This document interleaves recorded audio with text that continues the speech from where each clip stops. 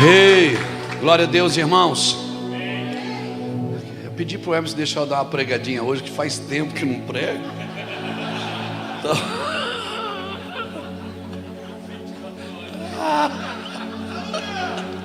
Você não pode reclamar do que você orou para acontecer.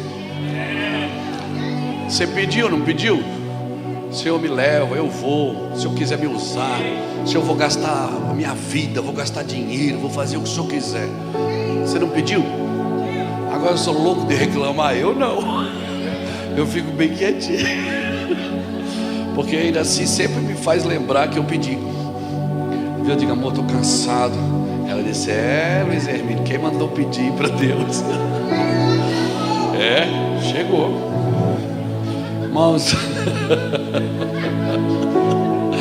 muito feliz de estar aqui. Nós louvamos ao Senhor por esse tempo, um tempo tão precioso que a gente tem o privilégio de pregar o Evangelho.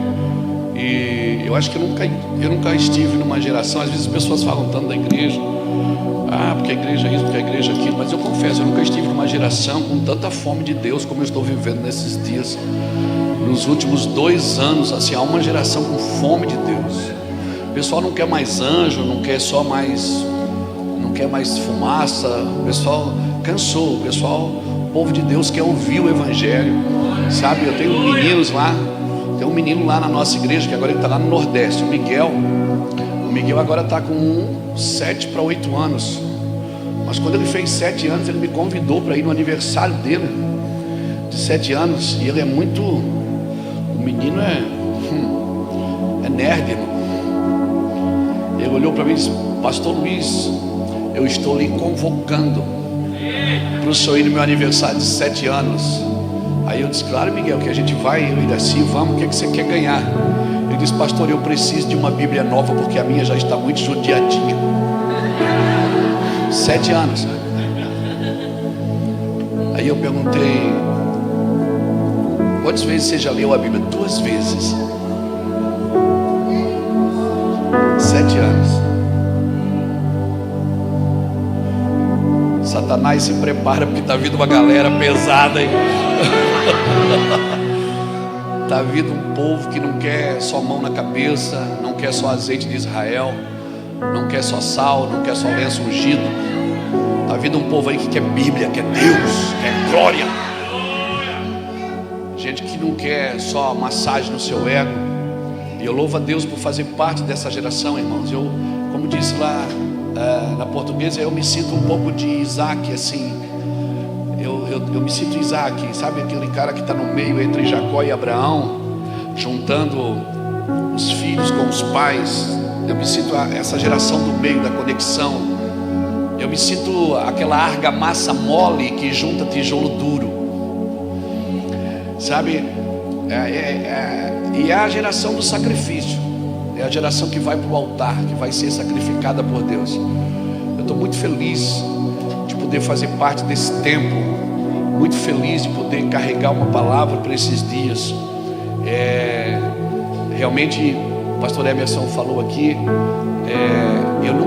Eu sempre paro ali para o dia 8, 7, 8 de dezembro. É a minha última viagem. Aí eu vou para casa agora. Amanhã a gente vai ainda em Franca inaugurar uma igreja do Mevan lá. E depois eu vou para casa em Charles. O Charles faz aniversário amanhã também, né? E amanhã, sexta-feira, né? Sexta-feira. Aí eu espero que ele pague uma janta depois, sexta-feira. E aí eu sempre vou para casa nesse tempo. Eu fico em casa, não atendo telefone, não quero ver crente.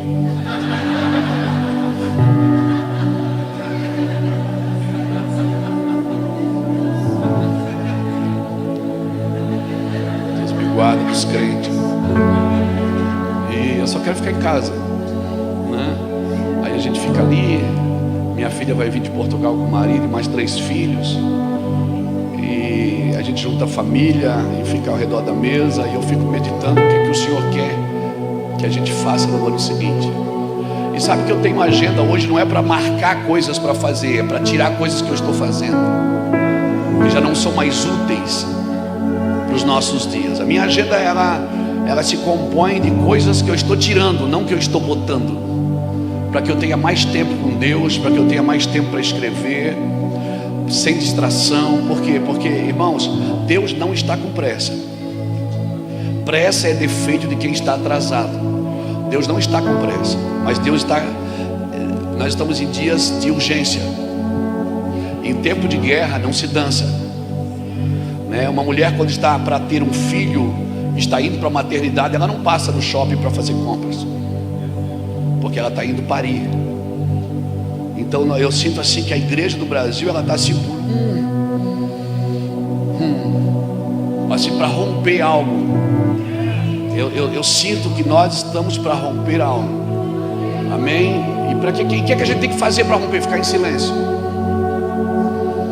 ouvir a Deus. Oração não é para dar ideia para Deus, é para ouvir o que Deus quer. Então eu estou nesse tempo assim, sabe, aquietando a minha alma, pregando direto, mas durante o dia sossegado, quieto, clausurado em algum lugar, fechado. Eu quero ouvir Deus. Eu sinto necessidade de ouvir Deus. É como se a gente estivesse atrapalhando o seu movimento com a nossa religião gospel, com a nossa religião evangélica.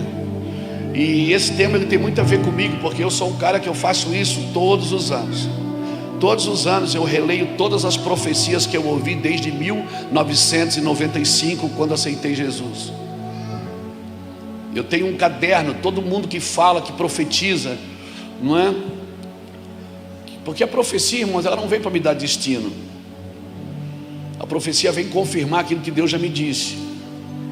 Então, quando ela confirma o que Deus já me disse, eu vou anotando. Eu anoto a data, anoto o nome do profeta e anoto o que ele disse. E aí todos os anos eu releio tudo para ver se eu não estou fora daquilo que Deus disse. Porque só vou viver aquilo que Deus disse se eu estiver no padrão daquilo que Deus disse. Você está me entendendo, irmão? Então a gente ouve muito, todo dia alguém profetiza para a gente, mas tem aquelas mensagens que você sabe que, né, não foi o feijão que você comeu à noite.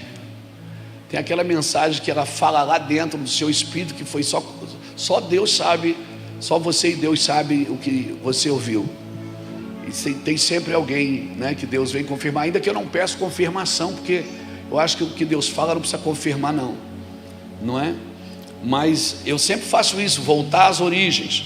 E eu gosto muito da igreja, gosto muito da história da igreja, mas só estudar a história da igreja não vai me pôr no trilho daquilo que Deus disse, porque a Bíblia não é um livro de história, é um livro de realidades. Amém? Então eu não estou aqui só para estudar a história, ainda que ela seja importante, ela me norteia, mas ela não me dá destino. Estudar a história, somente a história da igreja, é importante. Você é influenciado, você é inspirado pelos irmãos, não é? Mas eu e você precisamos prestar atenção naquilo que Deus está dizendo. Então eu queria que você estendesse a mão para cá, me abençoasse, por favor. Obrigado, Jesus, por essa palavra. Nós vamos viver a tua palavra, Senhor. Nós queremos viver a tua palavra. Nós temos fome e sede de um avivamento. Nós temos fome e sede de justiça. Eu preciso ir à origem e ver o que Deus disse sobre a sua igreja. Eu quero ouvir o Senhor. Aquilo que o Senhor disse é importante. O Senhor tem uma ordem desde a origem. Por isso, fale conosco, Senhor. Nos faça lembrar. O Espírito Santo me faz lembrar o que o Senhor disse. Então, por favor, Senhor, nos conduza debaixo de glória, no padrão celestial, na vida do Yeshua HaMashiach, na vida de Jesus. Oh Espírito de Deus, que nos convence do pecado, da justiça e do juízo. Leva-nos em lugares que o nosso coração ainda não entende. Leva-nos em lugares que a gente ainda não viveu. Sim, Senhor, nos torna profético. Nos torna profético. Não nos deixe sair da profecia, Senhor. Por favor, não nos deixe sair da profecia. A tua palavra é a verdade, e é sobre a tua palavra que nós queremos viver. Amém, irmãos? E realmente aqui é a última conferência do ano. Graças a Deus, aleluia. Aí eu disse assim: amor, esse ano eu não viajo mais. Ela disse: claro, acabou o ano. Se acabou o ano, você vai viajar para onde? Iraci gostaria de estar aqui, mas ela teve que voltar hoje de manhã. Tem um evento de mulheres lá hoje também, terminando o ano. Vocês estão prontos? Posso começar? Então vamos. Diga para o irmão que está do seu lado aí, ó, segura a onda aí, irmão. Diga assim: ó, se você tem juízo, é melhor você ir embora agora. Amém? Então eu preciso entender que passado e origem são coisas distintas. Eu não tenho que voltar ao passado, eu tenho que voltar à origem. A origem é o começo de tudo, né? Se eu voltar ao passado, eu começo a Bíblia de Gênesis, né? A Bíblia começa em Gênesis, mas a vida não começa em Gênesis. No princípio criou Deus os céus e a terra. Aqui começa a Bíblia. Mas João diz que no princípio era o verbo, e o verbo estava com Deus, e o verbo era Deus, e todas as coisas foram feitas por ele, e sem ele nada teria sido feito. Então o passado é uma coisa, a origem é outra.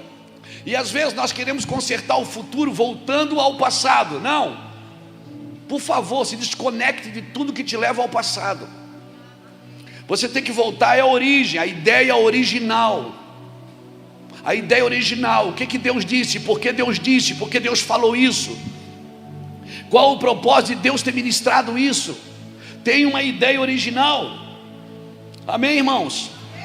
A Bíblia diz em Efésios 1:4 que Deus me elegeu nele, antes da fundação do mundo. Então a fundação do mundo é o passado, mas a minha eleição em Deus é a origem. Então quando eu entendo Efésios 1:4, eu parto do princípio que eu não fui feito por causa da terra, a terra que foi feita por causa de mim. Aleluia. Então a terra não vai me dar nada. Na realidade ela só devolve aquilo que eu dou a ela, porque eu sou a origem, não a terra. Dá um nó na cabeça, mas você vai entender. Porque é importante que você entenda a ordem desde a origem. Por quê? Porque quando eu sei quem eu sou, quando eu conheço a minha origem, eu não tenho mais uma mentalidade de sofrimento. Eu não tenho mais uma mentalidade de coitadinho. Amém? Por quê? Porque Deus não vai trabalhar em mim a partir de mim, Ele trabalha em mim a partir dEle. Você já viu aquele papo assim: irmão, volta para Jesus, irmão. Ele diz: pastor, eu não tenho força. Sabe por quê? Porque antes de cair, você trabalhava com Jesus na sua força, não na sua graça. Às vezes a gente não consegue voltar por causa do orgulho, porque a gente servia a Cristo a partir de nós e não a partir dele. Então tentar viver o novo de Deus em uma velha estrutura é dar ao evangelho prazo de validade. Não se derrama vinho novo em odre velho. Mas tem que voltar à origem, não ao passado. Por isso que eu tinha que nascer de novo, porque tudo que Deus vai fazer de novo, para que vai ter um novo céu e uma nova terra? Para quem nasceu de novo. Porque se eu não tivesse nascido de novo, não precisaria ter um novo céu e uma nova terra. Então o novo céu e a nova terra é a estrutura para quem nasceu de novo. Aleluia! É por isso que muitas vezes não combina, porque você nasceu de novo, mas ainda está numa estrutura velha. Mas fique preparado, porque Deus vai fazer novo céu e nova terra, para essa nova origem entrar nesse ambiente. Aleluia! Então quem nasceu de novo, por isso que às vezes não dá certo você e Deus. Às vezes você não... É muito difícil, irmão. Às vezes você está num lugar, às vezes ali tudo corrobora para dar errado, e você tem esperança dentro de você. Esse ambiente não serve para quem nasceu de novo. Por isso que Deus vai fazer um novo ambiente para você. Um corpo glorificado você vai ganhar. O seu espírito já foi regenerado na cruz. Sua alma está sendo restaurada e o corpo será glorificado. Ou seja, vai ter que nascer tudo de novo. Deus está fazendo tudo de novo a partir da cruz. Amém? E se eu não entender a ideia original, eu não vou entender a cruz de Cristo. Porque a gente acha que o Evangelho começa em Mateus. O Evangelho não começa em Mateus. O Novo Testamento começa em Mateus. Mas o plano original do Evangelho não começa em Mateus. Mas ali estão os 4 Evangelhos, eu sei. O plano de Deus começou em Abraão, irmãos. Por isso que Gálatas capítulo 3, versículo 8 diz assim: tendo as escrituras previsto que Deus salvaria também os gentios, pré-anunciou o evangelho a Abraão, dizendo: em ti serão benditas todas as famílias da terra. Aleluia! Hebreus capítulo 11, versículo 8 e 9. E Abraão habitava com a sua descendência, Isaque e Jacó, mesmo na terra da promessa, ou seja, a terra era dele, mas ele habitava em tendas. Por quê? Porque ele esperava algo superior, a cidade que desceria do céu, a qual Deus é o arquiteto e o construtor. Então eu te pergunto, quem foi o primeiro homem a ver a Nova Jerusalém? Quem foi? Foi o pai Abraão. Hebreus 11, 17 a 19. E Abraão não hesitou em matar o seu filho, porque ele cria que Deus poderia ressuscitar dentre os mortos. E eu te pergunto, quem foi o primeiro homem a acreditar na ressurreição de um morto?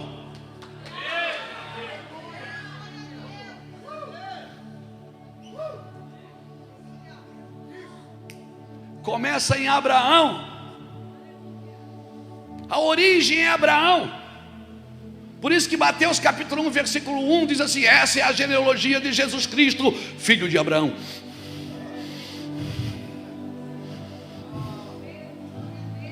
E a gente lê. Vamos para frente. Mas Deus não começou o plano dele com Abraão. Ele começou o plano com Abraão, mas ele não recomeçou o mundo com Abraão. Ele recomeçou com quem? Com Noé. Nós vimos o vídeo aqui, não vimos?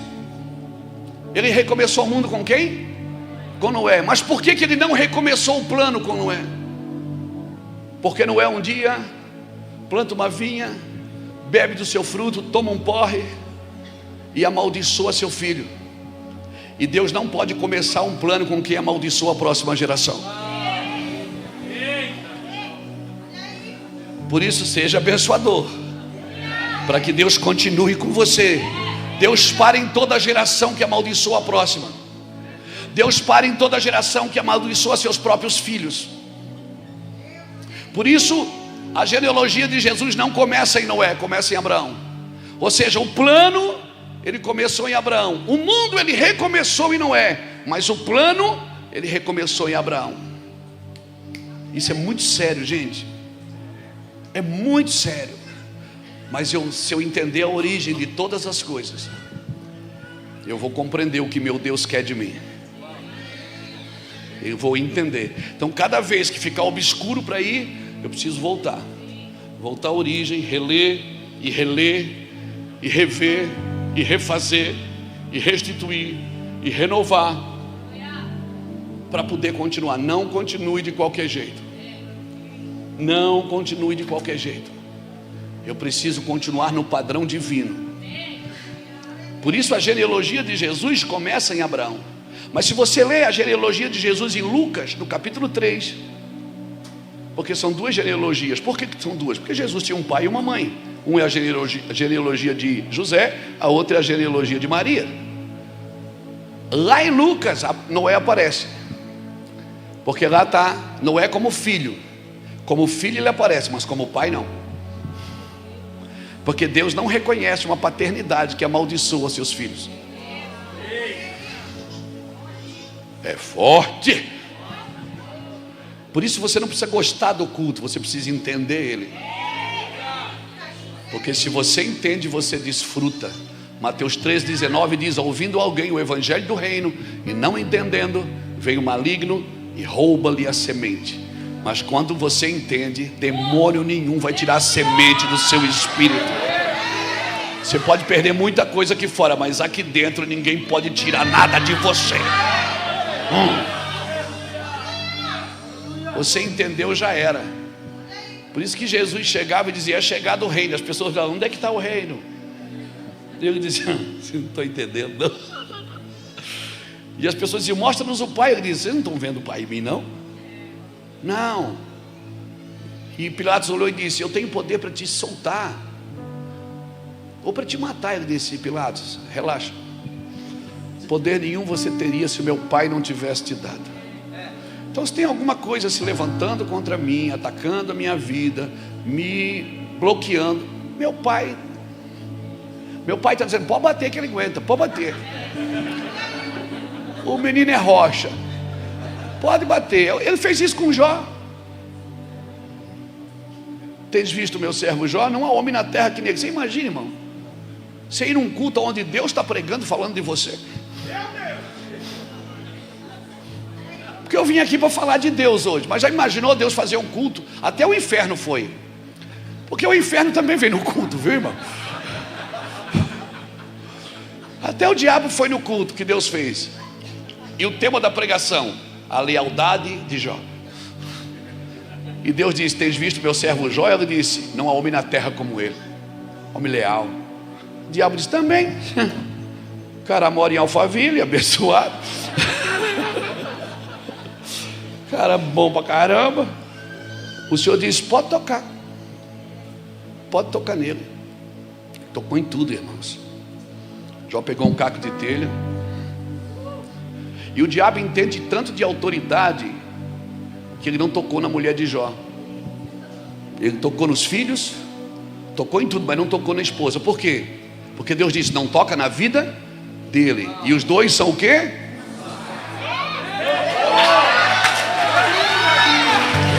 Pegou, você entendeu? Você está me entendendo? Você está vendo como é forte isso?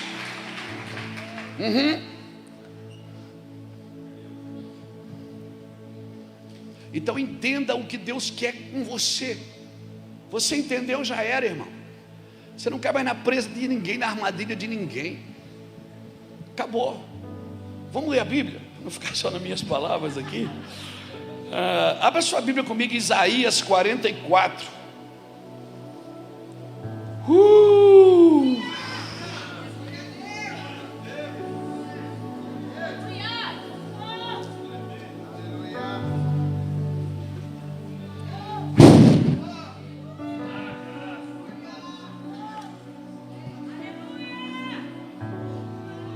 Calabassora la la mandara la bashara la la la sora la la bacala la bassora la la mandara la bara. Jesus, tu és santo. Só tu és lindo, Senhor. Ninguém é mais charmoso, cheiroso, lindo como o meu Senhor.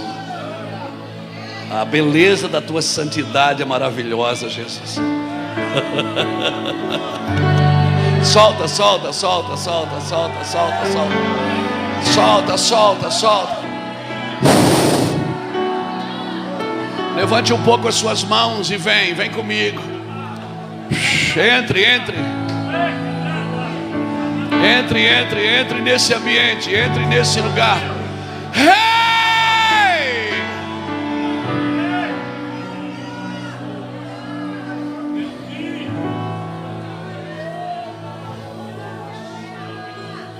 Sim.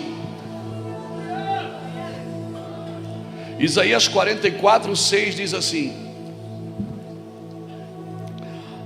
assim diz o Senhor, Rei de Israel, seu Redentor, o Senhor dos exércitos: eu sou o primeiro e eu sou o último, e além de mim não há Deus. Agora ele faz uma pergunta: quem há como eu, feito predições desde que estabeleci o mais antigo povo, que o declare e o exponha perante mim, que esse anuncie as coisas futuras, as coisas que ainda hão de vir. Não vos assombreis nem temais, acaso desde aquele tempo não vos fiz ouvir, não vos anunciei? Vós sois minhas testemunhas. Há outro Deus além de mim? Não. não há outra rocha que eu conheça. Sabe o que ele está falando aqui em Isaías? Ele está dizendo o seguinte: quem vai deixar claro isso para as pessoas? Quem vai falar? Quem vai anunciar que eu sou o único? Quem vai levar o evangelho desde a origem? Quem vai voltar à origem sem voltar ao passado? Quem? Irmãos, tem palavras no evangelho, na Bíblia Sagrada, que não são palavras para euforia, são palavras para me trazer um senso de missão. Tem coisas que eu leio na Bíblia que eu fico angustiado. Pastor, o senhor tem alguma crise na sua vida? Irmão, eu tenho uma a cada 10 minutos. Mas não é crise de identidade, não é crise financeira, graças a Deus, não é crise no relacionamento conjugal, não é crise com a minha equipe, não, é crise de saber tudo que eu sei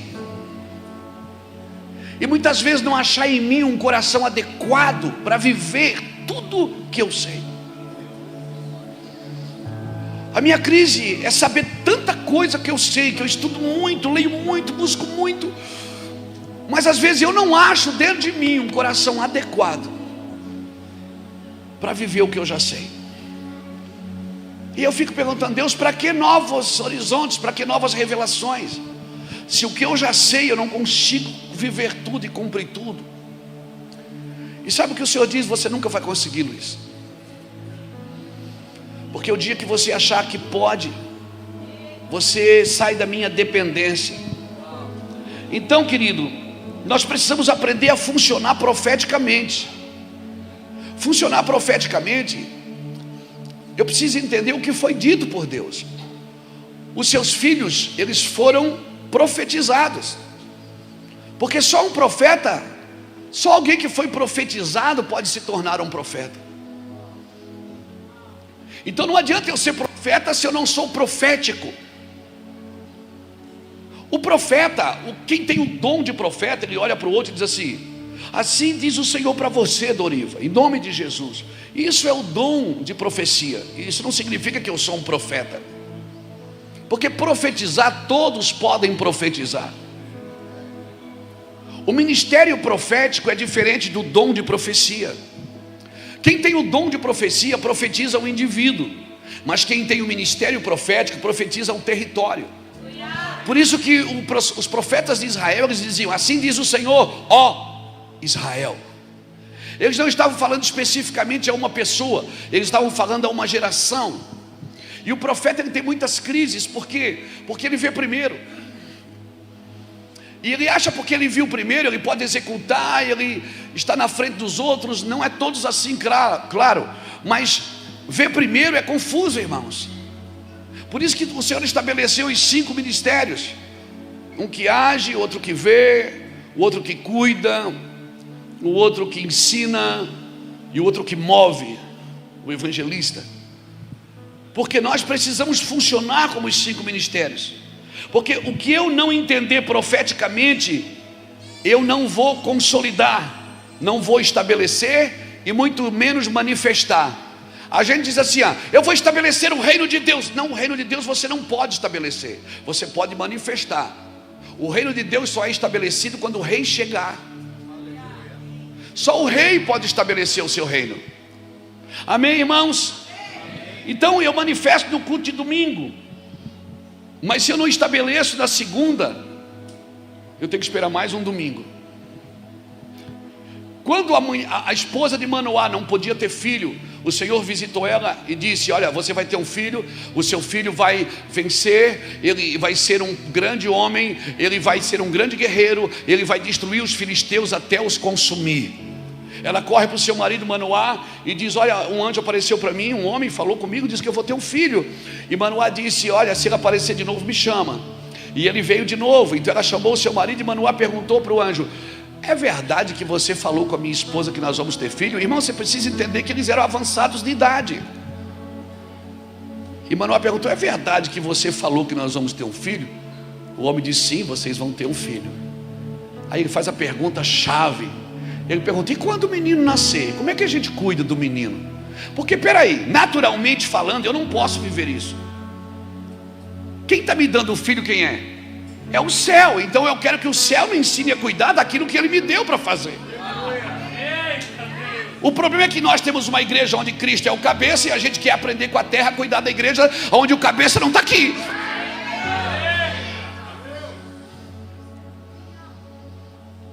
E a gente faz cursos para aprender a administrar a igreja. Você nunca vai ter dinheiro suficiente. O dia que você tiver mais dinheiro do que visão, você está perdido. Porque o recurso sempre está dentro do propósito. Deus não dá o recurso antes do propósito. Sem propósito não tem recurso. Então eu e você precisamos entender, cuidar das coisas do céu. Esse ministério é meu, Deus me deu. Não, o ministério não é seu. É você que é do ministério. Se você achar que o ministério é seu, você vai usar do seu jeito. Mas quando você sabe que você pertence ao ministério, amém, irmãos? A missão não é sua, você é da missão. Por isso que tem muita gente querendo fazer as coisas do seu jeito, aprendendo com a terra, irmãos. A gente está intelectualizando a fé. Cultos como aquele de ontem, muitas pessoas têm dificuldade de acreditar. Muitas pessoas têm dificuldade de acreditar quando uma pessoa começa a vomitar coisas que está dentro dela. Onde você fala, eu vi um anjo, a pessoa diz, está amarrado. Por quê? Porque nós somos carnais. A nossa mente está sendo bombardeada de prazeres. A nossa vida está sendo bombardeada de prazeres. Você liga a internet, você acha 4 coisas para ficar rico, 5 coisas que você vai fazer para ficar magro. Emagreça sem parar de comer. Não existe emagrecer sem parar de comer, irmão. Tenha crédito sem ter dinheiro. É um oferecimento de fast food. É uma coisa rápida, tudo funciona rápido, não existe vida rápida no Evangelho de Cristo.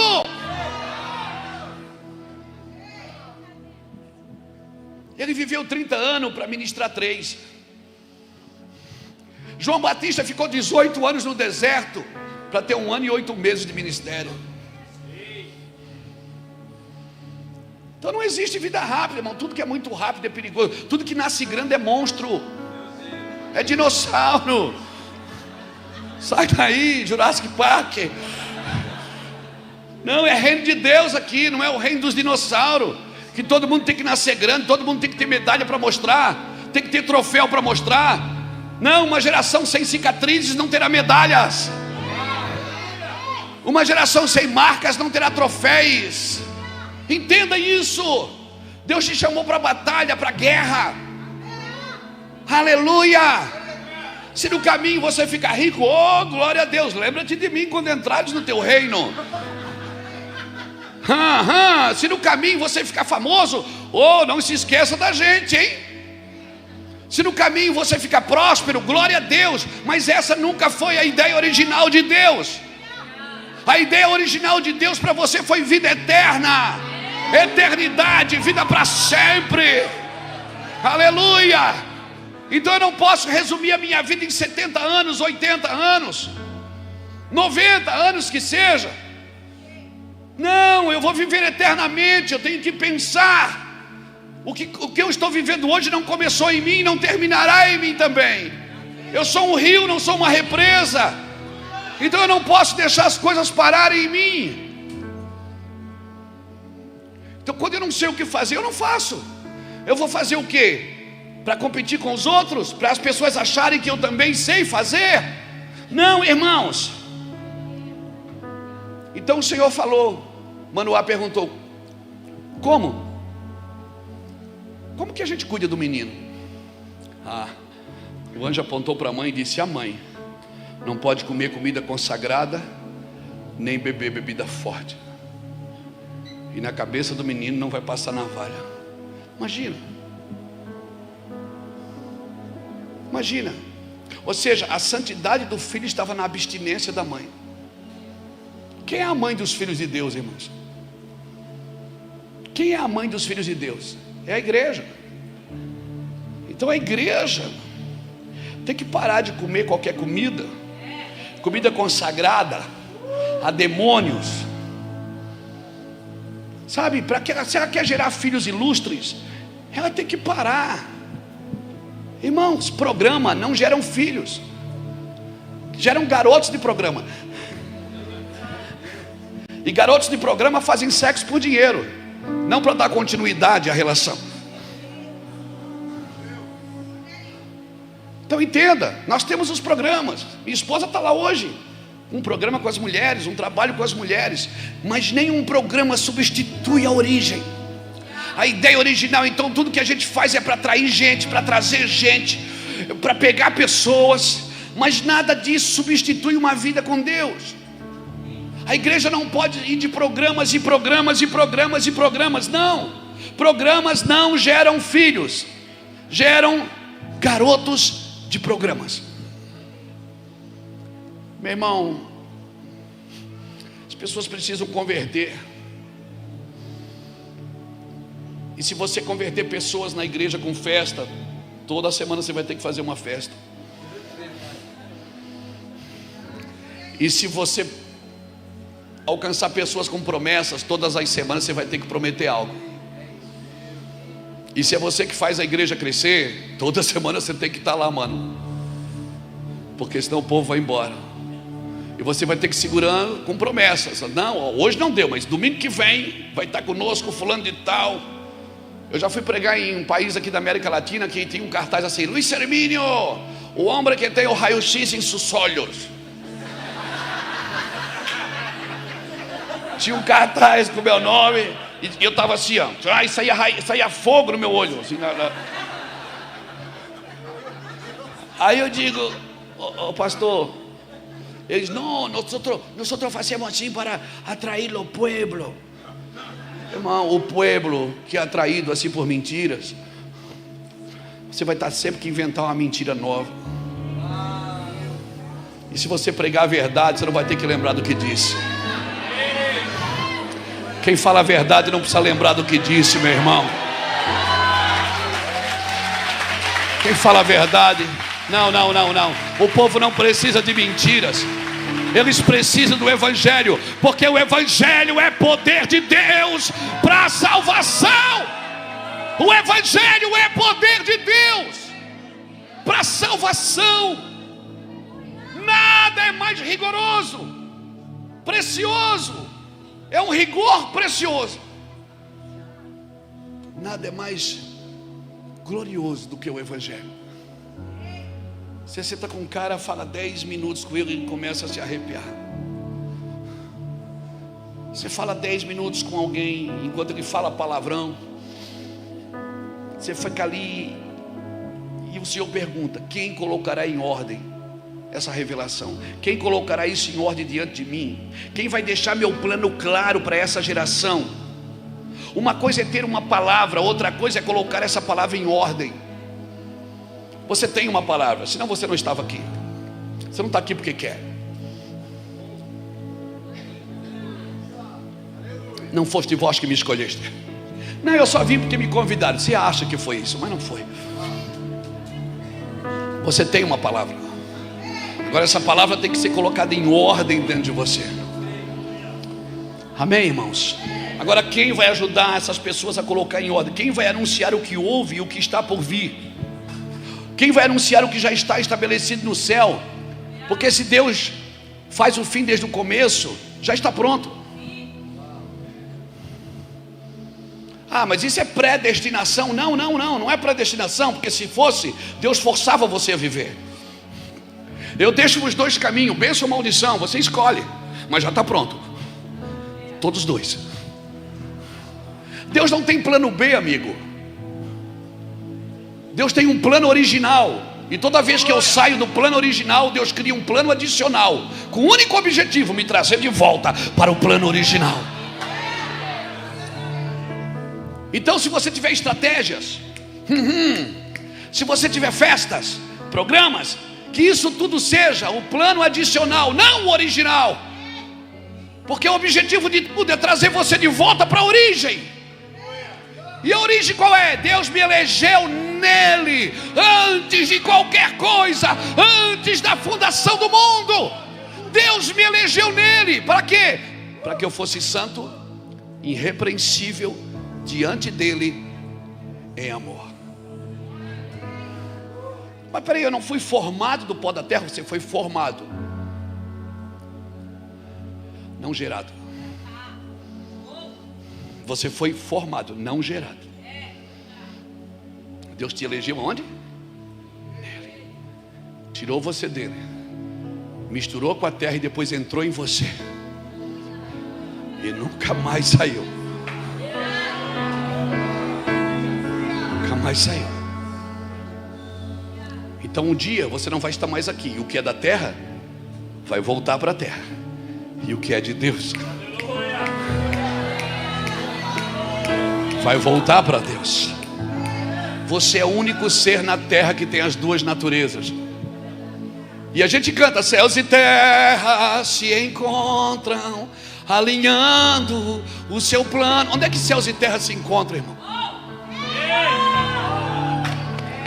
O único lugar no mundo, na vida, onde céus e terra se conectam é dentro de um ser humano. Porque você tem as duas naturezas, céu e terra estão dentro de você. Então tem dia que você está mal, tem dia que você está bem. Por quê? Porque você tem as duas naturezas. Tem dia que você está mais aqui, e tem dia que você está mais lá. Quando você acorda de manhã, você decide qual natureza vai te governar: a do céu ou a da terra? E qual que vai governar? A que tiver mais alimentada.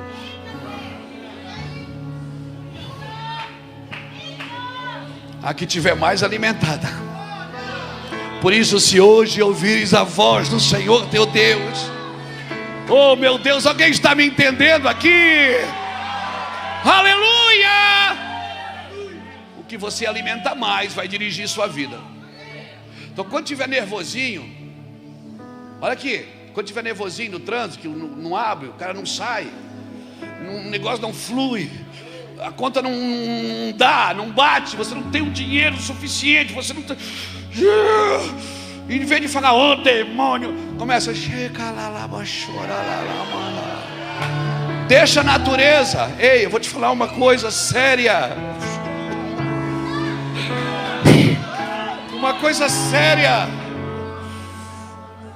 À medida que você vai vivendo, você vai descobrindo uma coisa: que nada nessa terra vai satisfazer. E aí a única conclusão que eu tenho é que eu não pertenço a esse lugar. A única conclusão que eu tenho, que nada, Deus me dá isso, me dá aquilo. Você cresce, você prospera, você tem isso.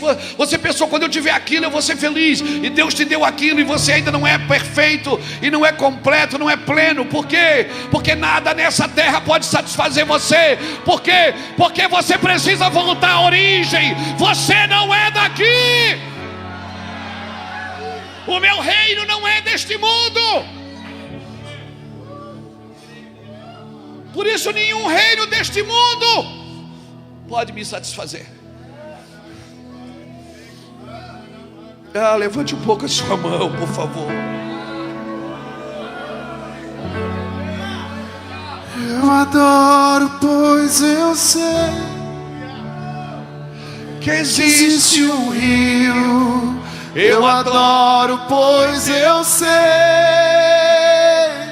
que existe cura.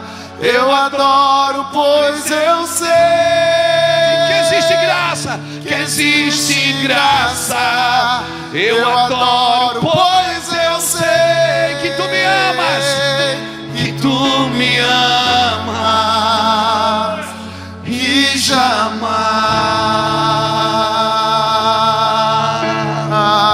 vai se esquecer de mim.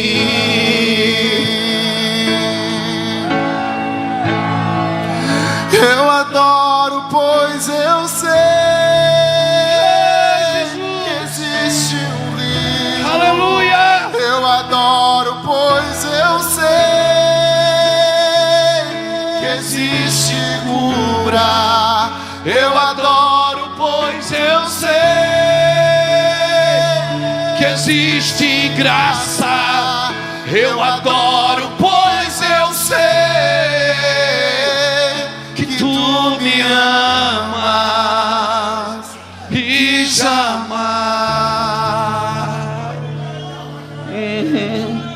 vai se esquecer de mim. A voz do Senhor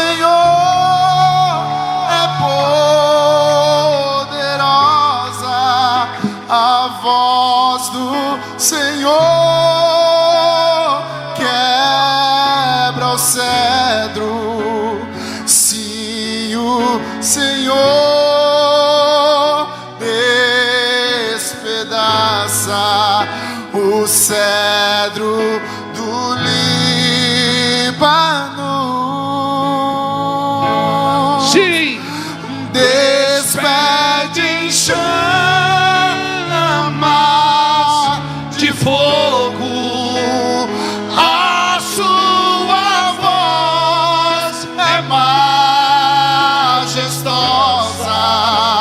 Se o Senhor troveja sobre as muitas águas,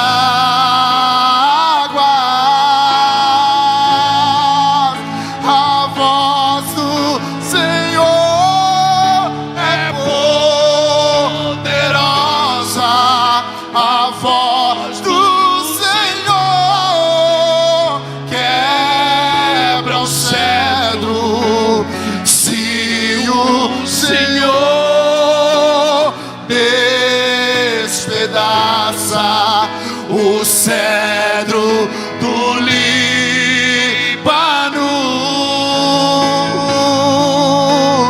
despeje em chamas de fogo. A sua voz é majestosa. Se o Louvado é o teu nome, Jesus. Louvado é o teu nome. troveja sobre as muitas águas.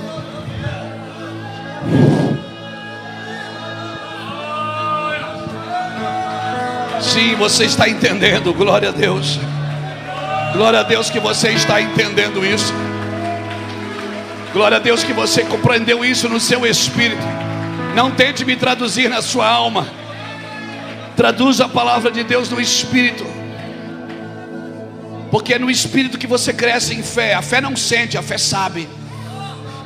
A fé é a firme convicção. Entenda isso, querido. Entenda. Ainda que a gente se emociona, mas o que Deus fala, o que alimenta o seu espírito é a palavra de Deus. Não é o que você sente. Porque vai ter dias que você não vai estar sentindo nada e vai estar acontecendo. Aleluia. Isso tem sido tão claro. Tão claro, sabe? E à medida que eu fui entendendo isso, eu fui me libertando do sofrimento presente. Porque Jesus deixou claro: esta leve e momentânea tribulação não está para se comparar com o eterno peso de glória que há de vir. Sofrimento presente não define você. Uma perda não define você. Um momento da sua vida não define quem você é. Mas você se apega àquele momento como se fosse tudo para você. Não. Quem viu aquele velho Noé construindo um navio não imaginava que aquele velho caduco, que muita gente achava que ele era louco, até o dia que choveu. E quando choveu, as pessoas entenderam. Quem viu Jesus morrendo na cruz, os discípulos não suportavam aquilo. Eles ficaram pensando: cara, cadê o poder dele? Cadê a unção dele? E depois Jesus ressuscita e vai junto aos discípulos e diz: a paz esteja convosco. Eles ficaram assustados. Alguém disse: é um fantasma. Ele disse: não, põe a mão aqui. Sou eu mesmo. Então eles disseram: Então era verdade? Era verdade. Porque parece que não é verdade até que você experimente isso. Por isso que evangelho não funciona para quem estuda, funciona para quem experimenta. Funciona para quem pratica o evangelho. E alguém que já experimentou, não adianta você discutir com quem já experimentou, irmãos. Porque essa pessoa ela não é recheada de argumentos. Então como é que você explica isso? É inexplicável, a incompreensibilidade de Deus me fascina. E quanto menos eu conheço, mais eu fico fascinado. Como diz aquela canção, ninguém explica Deus, e não explica mesmo. Que está tentando explicar, não tem o que fazer. Deus, você não abre Deus no meio, faz a anatomia dele. Deus, você não estuda, você experimenta. Provai e vede que o Senhor é bom. Aí depois que você experimenta, depois desse toque, você quer estudar tudo sobre Deus. Você vai querer estudar tudo, você vai querer mergulhar nas escrituras.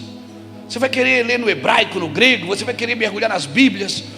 Cara, às vezes eu abro 5, 6 bíblias na minha mesa e fico, como é que é essa palavra? O que é que significa essa palavra? Deus, e às vezes eu não descubro.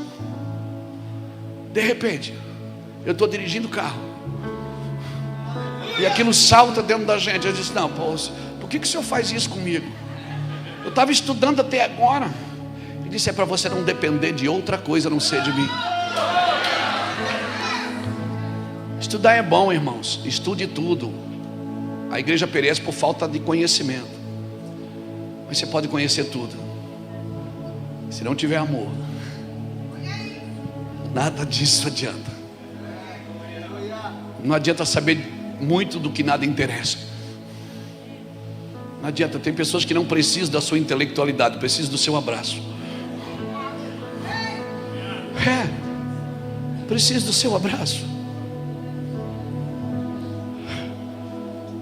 Quem vai anunciar o que está por vir? Quem vai anunciar o que já está estabelecido? Quando Jesus disse está consumado, sabe o que significa estar consumado? Está pronto. E você não pode mudar isso. Agora, se você vai participar ou não, aí é outra coisa.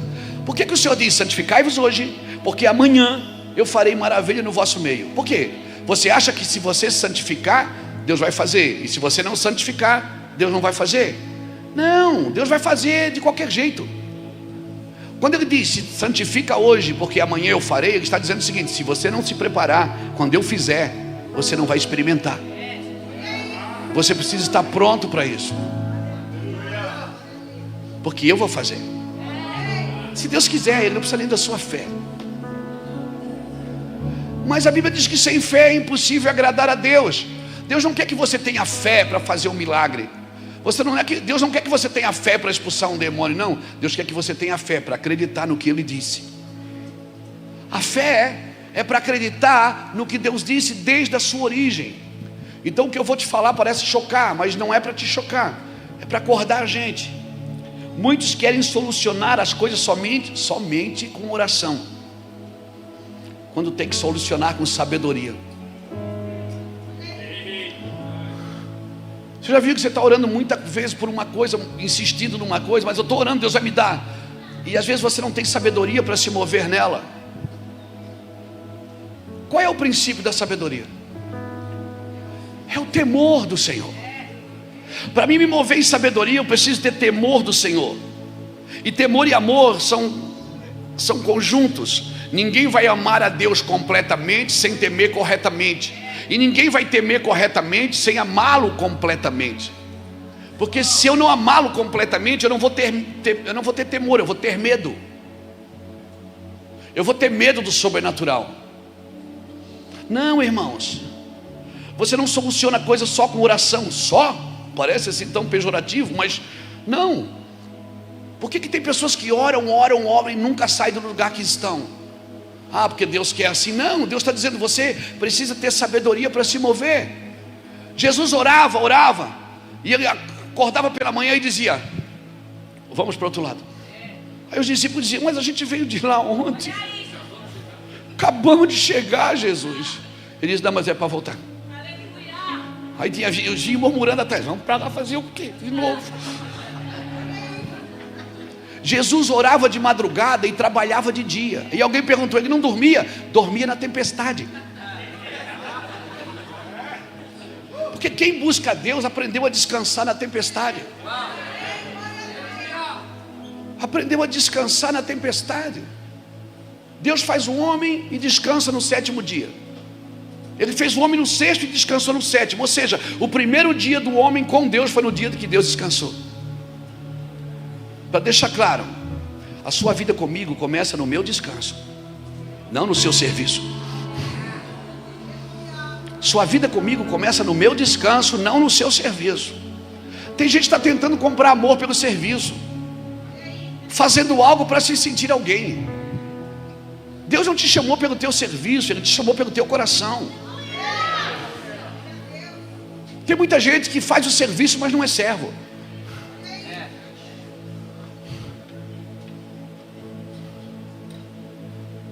Como assim, pastor? Não, fazer o serviço não me identifica como servo.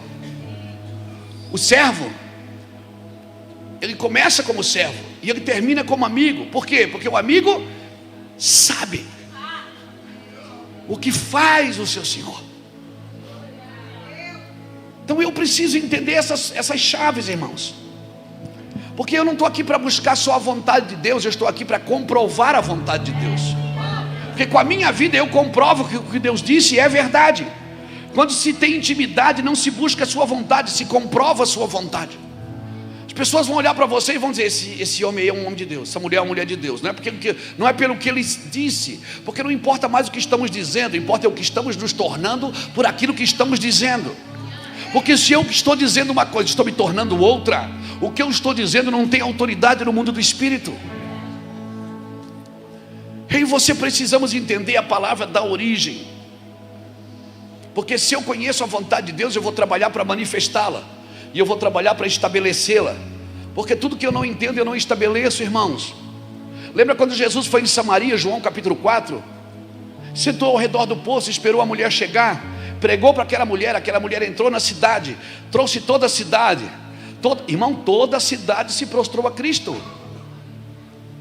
Mas lá em Atos capítulo 8, Filipe teve que ir lá em Samaria fazer tudo de novo. Movimentos não significam consolidações. Só movimentar. Por isso que hoje, irmãos, eu não sou um pregador itinerante que sai pregando. Às vezes as pessoas dizem assim, pastor, quando tu passar por aqui, passa aqui na igreja. Irmão, quem vive rodear a terra não sou eu.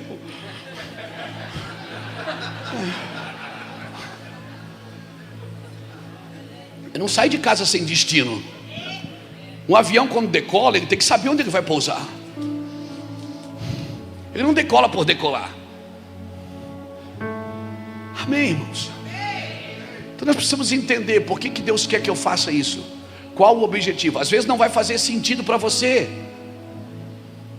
Mas por que Deus quer que eu faça isso? Mas como é que eu vou descobrir essas chaves, pastor? Intimidade, irmão. Salmo 25, o verso 12. Qual é o homem que teme ao Senhor? A este lhe ensinará o caminho que deve escolher. Sua alma repousará na prosperidade e sua descendência herdará a terra. E o verso 14. O segredo do Senhor é para aqueles que o temem. A este ele lhes fará saber a sua aliança. Deus ama todos? Ama ou não ama? Mas não confia em todos.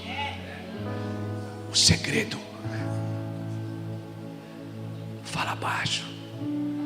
O segredo do Senhor não é para quem vai na igreja, não é para quem dá o dízimo, não é para quem prega. O segredo do Senhor é para aqueles que o temem. A este ele lhes fará saber a sua aliança. Cara, isso é muito forte. Porque tem coisas que você não vai aprender numa sala de aula. Eu amo estudar, mas tem coisas que você não vai aprender numa sala de aula. Tem coisas que você não vai aprender com o teacher. Não vai. Não vai, irmão. Tem coisa que você não vai aprender com outra pessoa. O segredo. Deus tem segredos. E Ele não vai falar para todos. Experimenta passar algumas horas com o Senhor. Vai ter versículos na Bíblia que você já leu, já pregou, mas agora você vai entender. Então vai chegar a hora de você fazer as mesmas coisas pela primeira vez. Que doideira. Chega a hora de você fazer as mesmas coisas pela primeira vez. Por que pela primeira vez? Porque agora você entendeu. Aí você vai poder dizer: Deus, eu te conhecia só de ouvir, mas agora os meus olhos te veem. Cara, e o dia que você entendeu já era. Ninguém mais consegue te colocar uma algema. A religião não consegue te prender mais. Você fica doce com as pessoas. Você começa a olhar para as pessoas com a lente de Cristo. Você consegue amar as pessoas com o coração de Cristo. Ah, meu Deus, quando você entende. E você não precisa ir para a internet. Agora eu entendi. Não, você não fala mal de ninguém. Você não ataca ninguém. Você exclama e diz: Deus, abra os olhos para que eles vejam que maior é aquele que está conosco do que aquele que está no mundo. Você fica compassivo. A compaixão vai fazer parte da sua vida. A misericórdia vai fazer parte da sua vida, porque você compreendeu o plano eterno de Deus. Ai, que coisa gostosa. Eu gosto muito de falar disso, cara. É a minha vida. Aleluia. Então, querido, se eu não entender, eu não vou consolidar. E se eu não consolidar, meus filhos vão ter que fazer tudo de novo. Eu estou com a mesma equipe que começou o ministério comigo. O Mevan faz 23 anos, dia 8 de fevereiro. E a minha equipe 01 é a mesma ainda. O meu vice-presidente é o mesmo. Juscelio, Jackson, Fernando, meus dois irmãos, Ulisses Júnior, Jefferson, Felipe Vilela. A galera que começou junta é a mesma ainda. Todo mundo prosperou. Todo mundo está cuidando de uma igreja. Todo mundo está ministrando. Todo mundo está arrebentando. Todo mundo tem Bíblia. Por quê? Porque a gente foi para dentro de uma casa. A gente ficou escondido lá em Santa Catarina. E a gente sonhava, orava um pelo outro, repartia. Quantas vezes eu saí para ganhar uma oferta?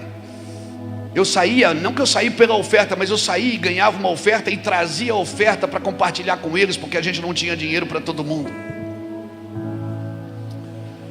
E nossos filhos queriam estudar, nós fazíamos umas vaquinhas entre nós para enviar um filho para a faculdade. Sabe o que isso fez com a gente? Nos fortaleceu. Então hoje a gente está aqui. Esse nível de honra, esse nível de... Nós nunca sofremos uma divisão em 23 anos, porque não precisa. Quem é o louco que vai querer sair do ministério, que cuida dos seus filhos, que cuida do seu casamento, que compartilha dinheiro, que compartilha sucesso? Quantas vezes eu marquei a agenda para eles. O Juscelio, quando ganhou a primeira oferta, que ele saiu, que ele ganhou uma oferta no envelope, ele bateu lá em casa chorando, disse: Pastor Luiz, meu pastor, aqui eu ganhei uma oferta. Eu digo: é sua, Juscelio? Ele disse: não, mas eu já tenho a oferta da igreja, já tenho o salário. Eu disse: não, Juscelio, isso é seu. Não, pastor, não posso ficar com isso. O temor, irmãos, hoje passa milhões da mão dele. Deixa eu te falar por quê. Porque quando você aprende a ideia original, você não se corrompe no processo. Você não se corrompe. Quando a gente discute com a esposa, liga um para o outro: só me ajuda aí, ora comigo, com vontade de matar essa mulher. Ora por mim aí. E às vezes é elas que ligam. A gente liga um para o outro, irmão. A gente aprendeu a brigar. E só vive em paz quem aprendeu a brigar. Paz não é ausência de guerra. Quem vive na paz, guerreia. Quem vence, quem pisará na cabeça da serpente? Em breve o Deus de paz pisará a cabeça da serpente. Jesus é o príncipe da paz. Então quando você vive em paz com os seus irmãos, Você consegue guerrear com qualquer demônio. Entenda isso. Então nós precisamos entender porque Jesus passou lá em Samaria, revolucionou Samaria, e depois Filipe teve que fazer tudo de novo, porque não consolidou. Então, por favor, irmãos, posso dar uma ideia para vocês? Quantos pastores tem aqui? Pastores, pastoras? Os outros são crente normal, né? Tá, deixa eu dar uma ideia para você. Irmão, não trabalhe para fazer a sua igreja crescer. Crescer é algo natural. Alimente bem. Mas se eu pregar, as pessoas vão embora. Deixa elas ir embora, mas daí Deus volta. Às vezes as pessoas têm que sair para Deus voltar.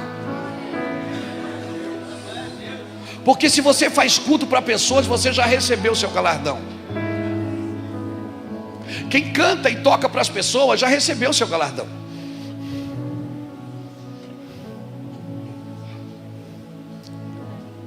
Sabe por que Davi levantou 3 famílias para adorar a Deus, Doriva? Porque ele descobriu a beleza de Deus. Davi criou instrumentos e criou. Você acha que eu trago o meu genro Charles para tocar? O pastor Charles para quê? Para mim? Para ficar gostoso? Não, se fosse para ficar gostoso, trazia um CD. Que pelo menos não gasta com hotel, não come. Não é? E olha o tamanho da criança. Se fosse só para fundinho, né? Eu botava o Titanic. Não, irmãos, por causa de uma revelação. O Senhor adestrando as minhas mãos para a peleja e os meus dedos para a guerra. Davi entendeu a adoração. Quem foi o maior guerreiro da Bíblia? E quem foi o maior adorador? Porque adoração e guerra caminham juntas. Davi diz no Salmo 144: bendito é o Senhor que adestra as minhas mãos para a peleja e os meus dedos para a guerra. Davi lutava com 2 armas, uma espada e uma harpa. Quando era com homens, era com uma espada. Quando era com demônios, ele soltava a espada, pegava a harpa e começava a tanger a sua harpa. E os demônios que estavam em Saul não suportavam a presença de Deus. Você acha que o Charles está aqui comigo para fazer o ambiente ficar deprimente? Ou eloquente? Ou melancólico? Não, irmãos, é guerra. Por isso nós combinamos no hotel hoje. Eu estou com essa palavra. Eu estou pensando em falar isso. Vamos orar por isso. Vamos pensar nisso. E se você prestar atenção, você vai ver que ele vai cantar exatamente o que eu estou dizendo. Então entenda, se nós cantamos e pregamos para as pessoas, já recebemos o nosso galardão. Davi, quando entendeu, por isso que ele diz: uma coisa eu pedi ao Senhor e a buscarei, que eu possa estar na casa do Senhor. Para quê? Para contemplar a sua formosura. E ele disse quando queria estar lá todos os dias da sua vida. Para quê? Para contemplar a sua beleza. E para quê? Aprender no seu templo. O que é que vem primeiro, contemplar ou aprender? Esse é o problema, a gente quer aprender sem contemplar. A gente acha que se aprender sobre Deus vai contemplá-lo. Não, você tem que contemplar para se interessar pelo ensino.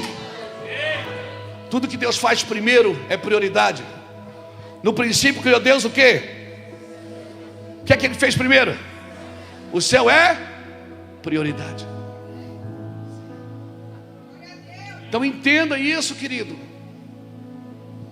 Entenda. Quando diz que o homem é o cabeça da mulher, não é porque ele é mais importante, é porque Deus fez ele primeiro. Macho e fêmea os criou, mas formou o primeiro homem. Não é que ele é mais importante, melhor do que a mulher. Não, por isso que ele é o cabeça da esposa, porque ele veio primeiro. Amém? Por isso ele é o cabeça do lar. Por isso ele é o sacerdote. Porque tudo que Deus faz primeiro é prioridade. Quando a Bíblia diz que primeiro é contemplar a sua beleza, Davi, quando entendeu isso, o que ele fez? Ele fez instrumentos. Ele pegou a arca e botou numa tenda. Lá em Kiriat Gerazim, em Gibeon, ainda tinha o tabernáculo. E ele não botou a arca no tabernáculo. Lá ainda tinha sangue de boi, sangue de carneiro, sangue de cordeiro, sangue de animais. E ele diz: não, eu não vou botar a arca lá não, eu vou trazer uma nova forma de buscar a Deus. Ele botou a arca numa tenda. Ele disse: aqui eu vou separar 3 famílias: Asaf, Gedutum e Amã. E por 40 anos você passava em Jerusalém. Você não via, mas você ouvia: o Senhor é bom e a sua misericórdia dura para sempre. E de 6 em 6 horas tocava o turno. Então vim aqui na frente, transmitido pela internet, com gente aplaudindo, dando oferta. Essa é a parte fácil. A parte difícil é você e Deus, quando ninguém vê. Quando você tem que adorá-lo, não como o apóstolo Luiz Hermínio, mas como o Filho de Deus. Quando você vai ler a Bíblia, não para pregar, mas para mudar a sua vida. Quando você precisa ser ministrado por Deus. Quando você também tem às vezes problema com os filhos, problema com a esposa, problema com contas, problema com coisas, e você não resolve essas coisas no púlpito. Você tem que ir lá chorar e dizer: Deus, isso aqui é terrível. Isso aqui é terrível, por quê? Elias, irmão, foi o cara que orou, mandou fogo, o monte tremeu, fumegou, trovões, relâmpagos. Aí quando Deus vai falar com Elias, Deus não estava no fogo, não estava no terremoto. Esse é o nosso problema, que às vezes a gente acha que Deus vem falar com a gente do mesmo jeito que nos usa. Irmão, o Deus que passa por mim para tocar vocês, ainda que Ele seja o mesmo, não é a mesma forma que Ele vem comigo lá em casa, no meu quarto, no meu lugar.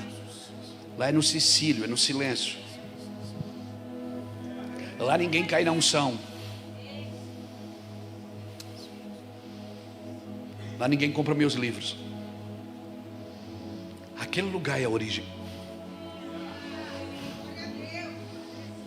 Sem origem, como que eu vou trazer renovo? Não tem. Um homem que não tem um altar secreto, como é que vai ter um altar público? Ele vai ter o reconhecimento das pessoas, mas não vai ter o reconhecimento de Deus. Por isso que na eternidade Ele vai dizer: mas em teu nome eu curei, eu preguei domingo, eu preguei na conferência. E Deus vai dizer: eu não te conheço. Você nunca esteve comigo no lugar que era para você estar. Homens de Deus não são feitos no púlpito, irmãos. São feitos no secreto, no lugar secreto. No lugar onde Deus é Deus, e é só você e Deus e mais ninguém. E não adianta enfeitar a voz. Não adianta, não engrossa, não adianta. Não tente persuadi-lo, porque ele é muito sábio. Muito. Então, pensa nisso.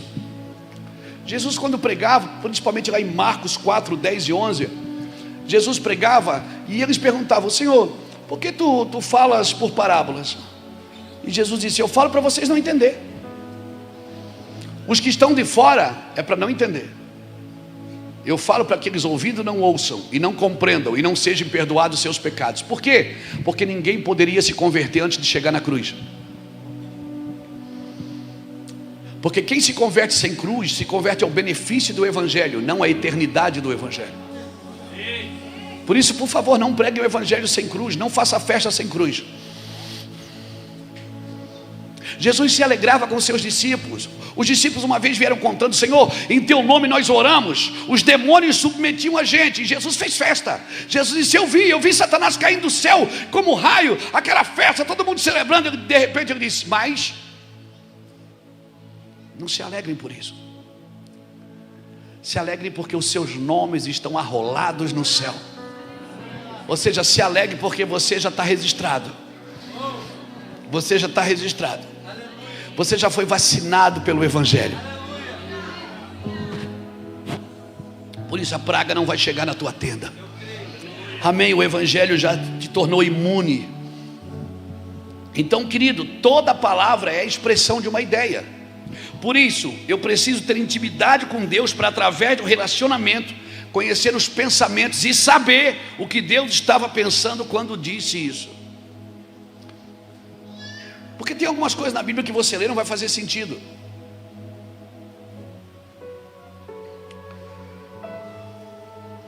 Não vai fazer sentido se você não tiver intimidade para entender. Faz sentido Jesus parar diante de uma figueira e secar a figueira com raiva? Não faz sentido.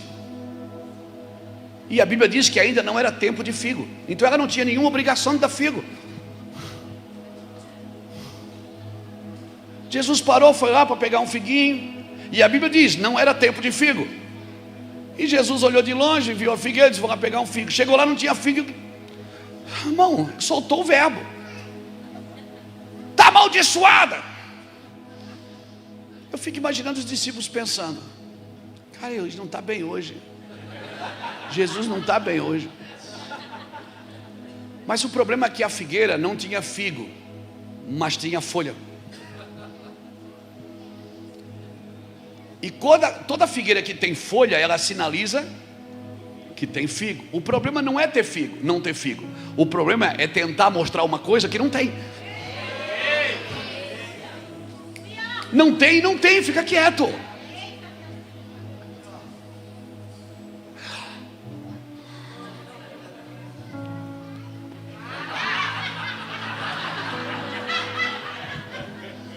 Às vezes eu ligo a internet, o cara está fazendo uma live, tem uma pessoa assistindo, irmão. Uma pessoa, eu fico pensando, que necessidade essa pessoa tem de falar alguma coisa? Mas por quê? Porque todo mundo faz, eu vou fazer também. Não, você não deve se mover se você não tem uma palavra. Quando eu fui para a internet na pandemia, o Senhor disse, comece ao meio-dia, faça. Eu fiz por 7 meses, o Senhor disse, pare. Irmão, eu chamei a mídia e disse, amanhã não vou fazer mais. Todo mundo, não pastor, audiência, está entrando recurso, tá? Eu digo, Deus falou para não parar, para fazer. E o pessoal, pelo amor de Deus, pastor, é o que tem nos alimentado. Eu disse, Deus falou para não fazer mais.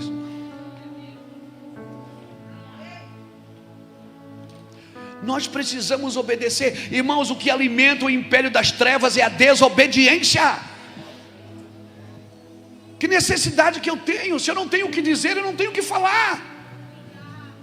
Porque uma boca fechada sinaliza uma mente sábia e um coração santo.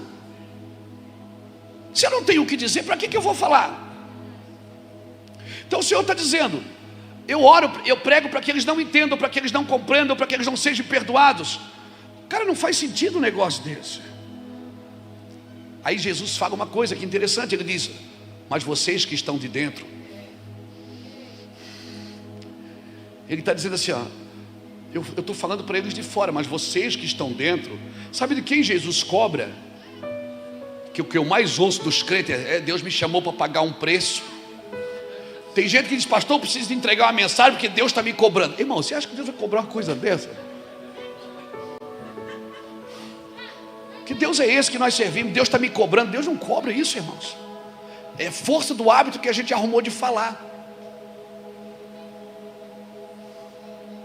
Irmãos, o Senhor disse, vocês que estão dentro deveriam ter a revelação. Nós que estamos dentro, nós que estamos na igreja ouvindo o evangelho todo dia.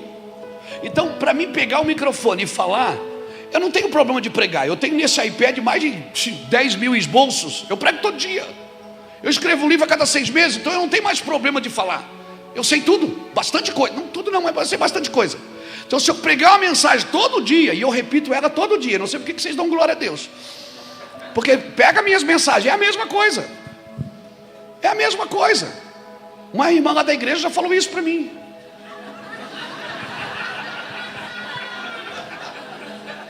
Tem uma senhora que está lá desde o começo, ela disse, eu peguei uma mensagem daquela de arrebentar tudo. Ela chamou e disse, pastor, posso fazer uma pergunta para o senhor? Eu disse, pode. Essa mensagem o senhor já pregou faz uns 18 anos, não faz? Eu digo, faz. Ela disse, sabia. Eu estava aqui, eu sabia que essa mensagem eu já tinha ouvido. Eu digo, que bom. Ela disse, pensa que eu não percebo? De vez em quando o senhor repete as mensagens. Eu digo, eu repito de vez em quando. Ela disse, pastor, por que o senhor repete as mensagens? Eu disse, porque vocês repetem o pecado. Aí eu tenho que repetir a mensagem.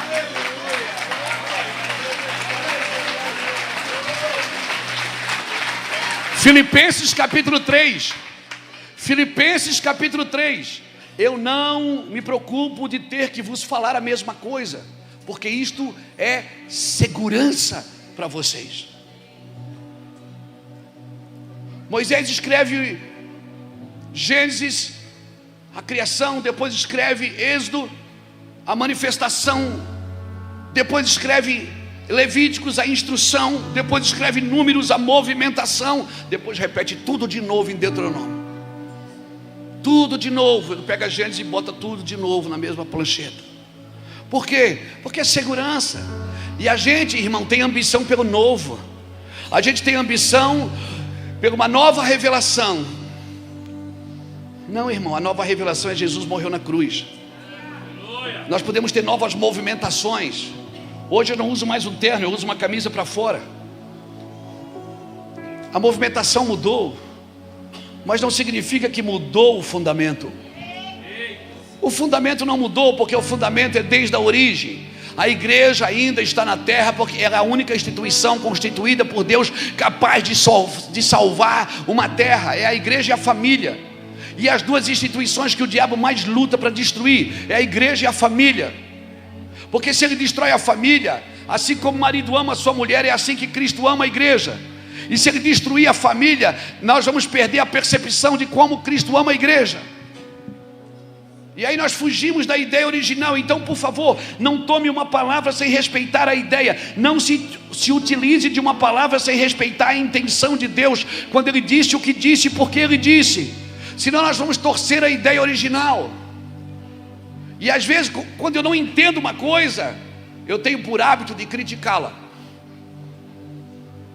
Às vezes, quando eu não entendo, eu tenho por hábito de criticá-la. Aí o que eu digo é a humanidade. Quando eu não entendo, irmão, eu fico quieto, eu vou tentar compreender. Por quê? Porque tem uma ideia original atrás daquilo. Se eu não entender a ideia de paternidade, eu irei corromper a ideia de paternidade, eu irei corromper os 5 ministérios. Reino de Deus, hoje tem muita gente falando de reino de Deus, mas não entendeu o que é reino de Deus. Não é o reino de Deus, é o reino dos seus. Sabe, então nós precisamos entender sobre restauração, sobre finanças. Nós precisamos refazer a forma que lidamos com o dinheiro na igreja. Porque, irmãos, tem cada exagero que só Jesus.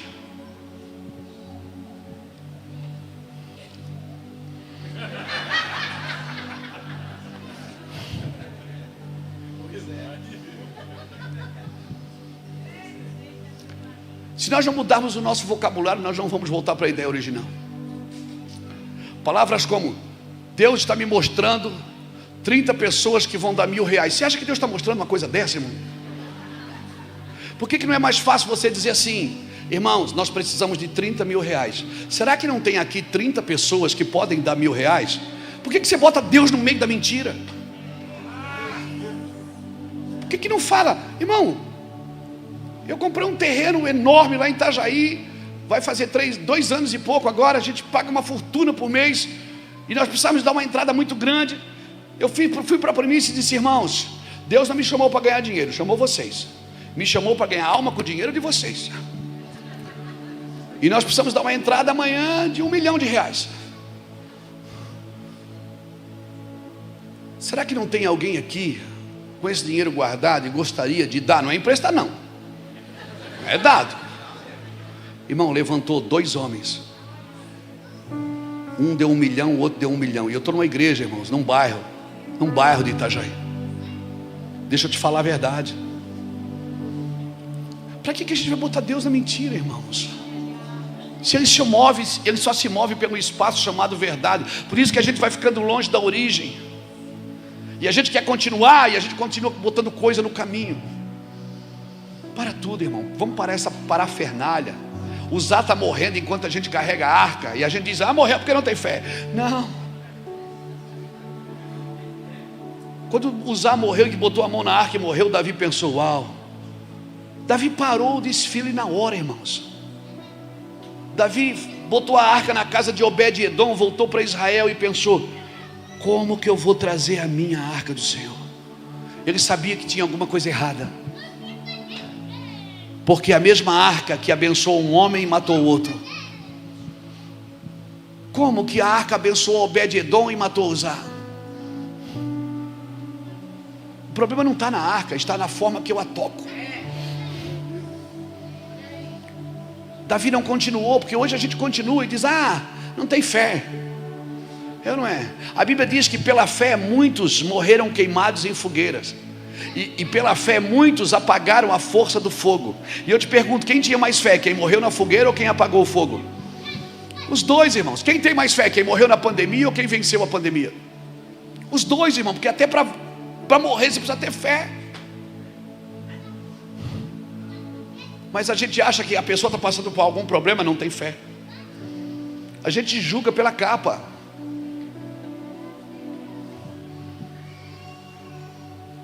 Não, irmãos. Davi parou e disse: eu não posso continuar. Aí ele consultou os anciões. Ele consultou os irmãos mais velhos. Aí os anciões disseram assim: Davi, está escrito que só quem pode trazer a arca é os levitas. Você não pode botar ela em cima de um carro de boi.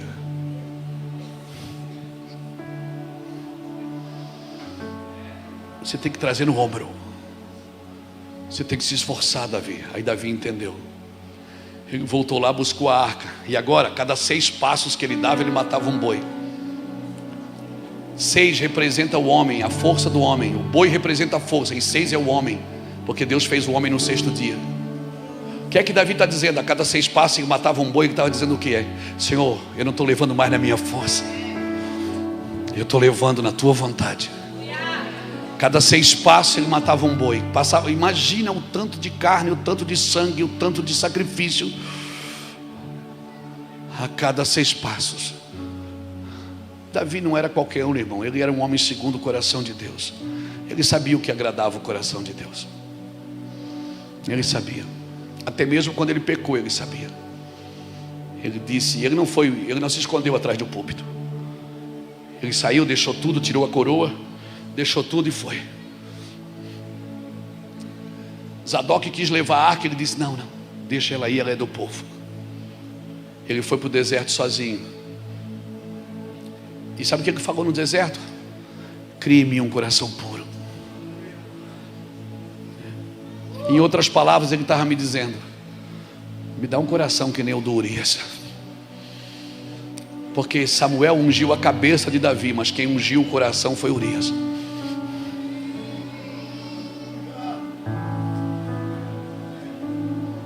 Entenda o que eu estou te dizendo. E Davi disse: eu crie em mim um coração puro, renove em mim o espírito inabalável, não me lance da tua presença, não retire de mim o teu espírito, torna a dar-me alegria de salvação, sustenta-me com o espírito voluntário. Naquele dia Davi voltou para a origem.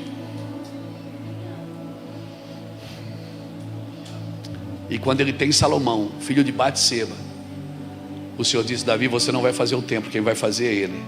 E um dia Deus fala com Salomão: Salomão, você vai ser o homem mais sábio da terra. Não vai haver gente como você, mas faz tudo como fez teu pai Davi. Consertou ou não consertou, irmão? Davi era o cara, mano. Eu e você precisamos conhecer o princípio da ideia original. Para poder continuar, eu preciso parar para saber se eu estou no trilho de Deus, se eu estou na agenda de Deus, eu só estou querendo trazer Deus para a minha agenda. Nem todas as coisas do passado são coisas do início. Você lembra que Jesus dizia quando ele pregava? Ouviste o que foi dito, passado, eu porém vos digo. Isso é início, porque ele é desde o princípio. Ele disse: vocês ouviram o que foi dito, não matarás, eu porém vos digo. Se você falar mal de alguém que não está perto para se defender, você já o matou. Você está me entendendo? Então a ideia não é o passado. Às vezes a gente quer ir no passado, né? Tem gente que diz assim: pastor, eu só estou nessa vida difícil por causa do meu passado. A gente cuida de muitos meninos da casa de recuperação, muitos órfãos. Na minha casa sempre tem órfãos. E às vezes eles me dizem, quando a gente vai fazer restauração com eles, eles dizem assim: pastor, o meu pai, minha mãe, eu estou com um menino lá agora, tem 35 anos, formado em direito, solteiro, menino casto, guardado para o Senhor, missionário. Estamos querendo casar ele, irmão. Só Jesus. Tem coisa que é só milagre, né? Ele deve estar me assistindo agora. É você mesmo. A minha casa está sempre, eu cuidei de órfãos. Sempre. Eu tenho um filho do coração. Sempre passou missionários na minha casa, que eu e Iraci cuidamos como filho. A filha do Cristiano me chama de vô, chama Iraci de vó. E o Cristiano não é órfão, não. A nossa casa sempre foi assim, inundada de paternidade. Nós aprendemos a cuidar de pastor cuidando dos nossos filhos. Nós não fizemos um seminário de paternidade. Irmãos, e às vezes eu lido com gente que diz assim: mas eu fui abandonado desde o ventre da minha mãe. Eu fui rejeitado desde o ventre da minha mãe. E eu sempre digo para elas a mesma coisa: isso é o seu passado, não é a sua origem. Porque antes de chegar no ventre da sua mãe, você foi eleita nele. Então, se você quiser ser curado, às vezes a gente faz cura interior e volta só ao passado, para desligar isso, desligar aquilo, vai desligando. Mas se você quiser conhecer Ele mesmo, você tem que passar pelo passado, ir lá na origem. Amém? Porque na origem Ele te elegeu, Ele não te rejeitou. Então eu não sei onde você foi rejeitado, mas eu sei aonde você foi eleito. Você foi eleito no coração de Deus. E é desse princípio que você tem que partir, de uma eleição, não de uma rejeição. Amém? De uma rejeição você não vai chegar a lugar nenhum. Por isso Jesus dizia: vocês ouviram o que foi dito, eu porém vos digo. Ele é desde o princípio, irmão, porque Ele é o Pai de quem? Ele é o Pai da eternidade, o príncipe da paz, o Pai da eternidade. Eu quero deixar essa palavra no seu coração de despertamento, para você entender que o propósito do Senhor subsistirá. E se você não entender Ele desde a origem, a gente vai estar sempre adorando alguma coisa, sempre adorando alguma coisa, e a partir das nossas necessidades, e aprendendo que Deus não investe em necessidade. Necessidade Deus supre. Deus investe em propósitos, em homens e mulheres que têm um propósito estabelecido pelo Senhor. Deus não investe em necessidade, e por isso Deus não tem pena de você. Como é que é? Deus não tem pena de você. Ele sabe quem Ele fez. Deus não tem pena de você. E nós não fomos chamados para viver na misericórdia. A misericórdia é um lugar que Deus nos deu para voltar. Se precisar, a misericórdia age. Mas sai da misericórdia, irmão, vai viver o teu propósito. Está na hora de exercer misericórdia para os outros. Você já provou e já bebeu da tua misericórdia. Vai fazer o que Deus te chamou. Eu conheço pessoas que estão há 20 anos, irmãos. E por favor, desconecte de todo mundo que está tentando te devolver para o passado. Pega a tua lista de celular ali, desconecta todo mundo que só quer levar você ao passado. Ande com pessoas que façam você lembrar quem Deus é e aonde Ele pode te levar. Desconecte, querido. Saia do passado. Quando Davi chegou com a bagagem para dar comida para os seus irmãos, ele chegou com a bagagem para dar comida para os seus irmãos. Eliabe, o seu irmão, olhou e disse: o que é que você quer aqui? Volta lá para cuidar das ovelhas. Ele quis devolver Davi para o passado. Davi disse: não. Ele disse: eu conheço teu coração, penso que eu não sei, que você está querendo aparecer aqui. Ele disse: não se conecte a pessoa que quer devolver você para o passado. Sabe, quando eu comecei a viajar ao mundo, muitas pessoas foram embora da igreja local, porque agora eu não ia mais no aniversário de 15 anos, eu não ia mais no nascimento de todo mundo, eu não estava lá na morte de todo mundo, eu não estava lá no casamento de todo mundo. E aí as pessoas da congregação, muitos diziam assim: o nosso pastor ficou muito grande. E eles eram para estar felizes, mas são pessoas presas ao passado. E eu nunca parei em ninguém, irmão. Jesus curava os enfermos, mas não parou na doença de ninguém. Jesus alimentava o faminto, mas não parou na necessidade de ninguém. Ele não parava, ele continuava. Não pare. As pessoas querem prender você na necessidade delas, nas dificuldades delas, nas frustrações delas. Sabe o que muitas pessoas dizem? Luiz ficou soberbo, porque agora ele só prega em lugares grandes. Ele nunca foi na minha casa ouvir a gente sentar com alguém. Nunca. Por quê? E por que as pessoas criticam? Muitos, né? Criticam. Se eu fosse dar bola para tudo isso, irmão, eu não estava aqui agora. Sabe? Você tem que ser livre das pessoas. Tem muitas pessoas que querem te prender no passado. Amém? Querem te prender no passado. Domingo eu estou na igreja. Sou o pastor Luiz Hermínio, lá do Mevando de Itajaí. Faz aquela fila de gente para abraçar. As crianças fazem desenho no Mevan Kids, trazem para mim.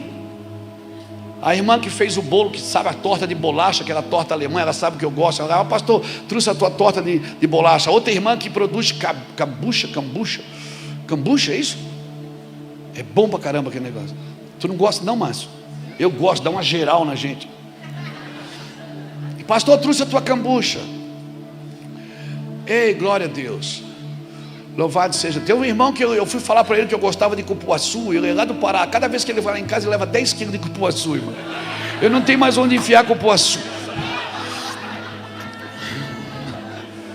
Lá eu sou pastor, né? O irmão, pastor, fui lá no shopping, comprei uma camisa, trouxe uma para o senhor. Oh, glória a Deus.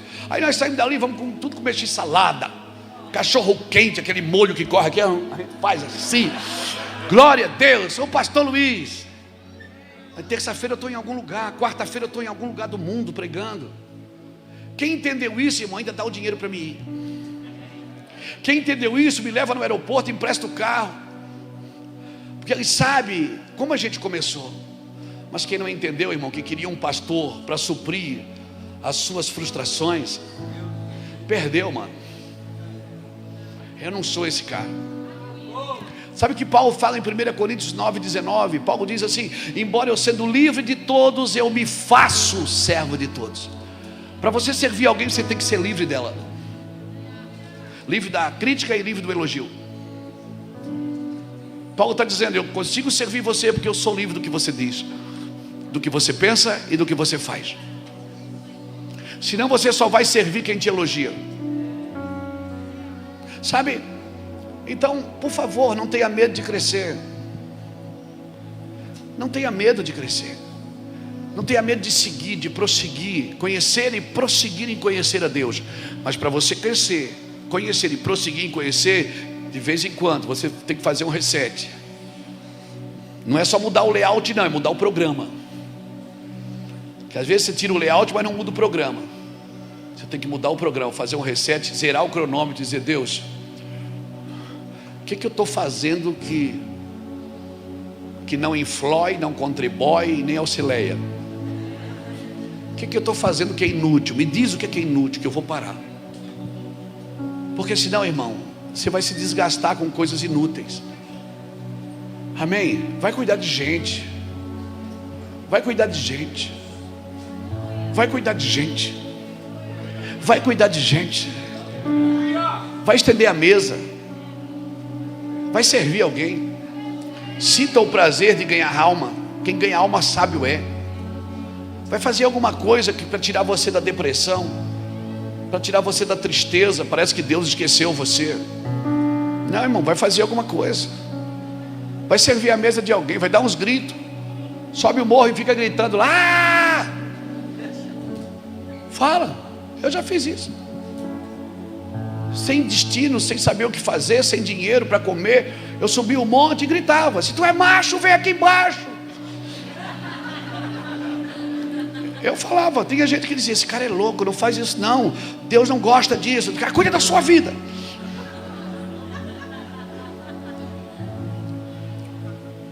Isaías 43, 25, bota aqui para mim, e 26, para a gente terminar.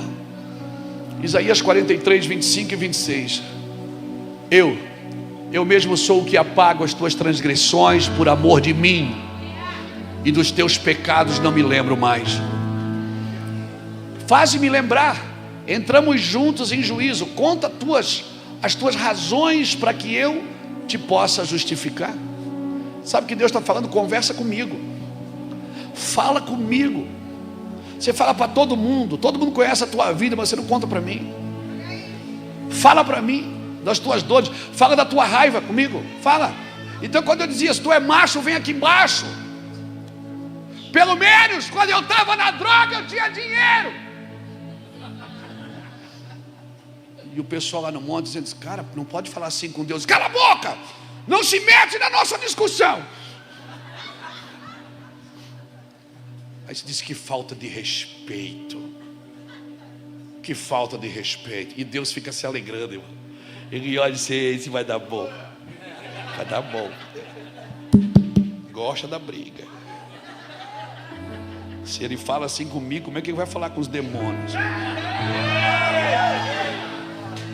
Seja claro, transparente, livre.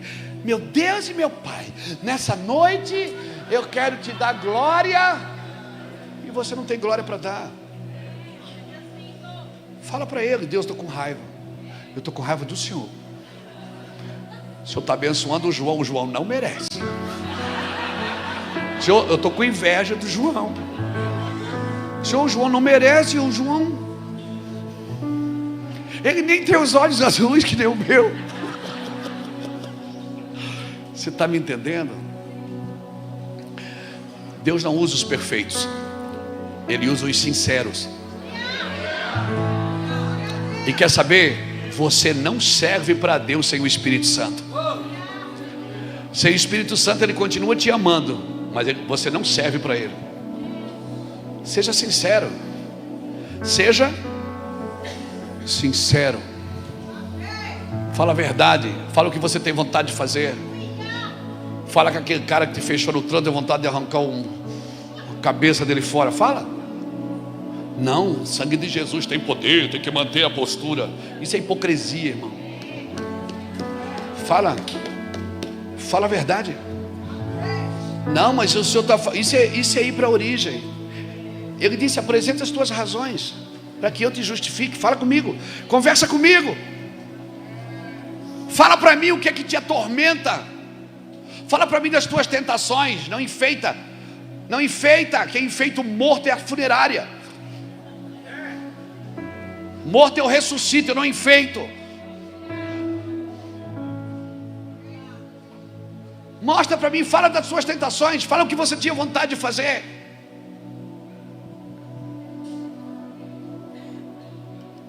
Mas a religião não.